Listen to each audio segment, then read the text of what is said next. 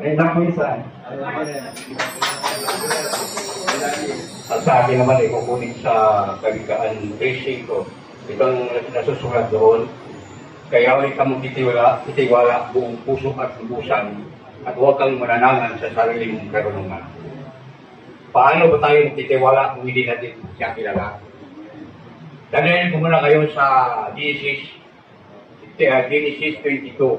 Ito ang tungkol sa pagtitiwala ni Abraham kay Yahweh na ihandog si Isaac sa Diyos bilang hain.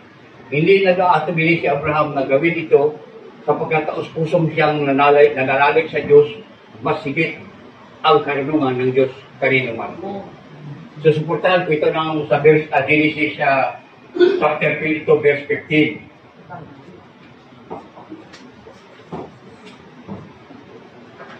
Mula sa langit, nagsalita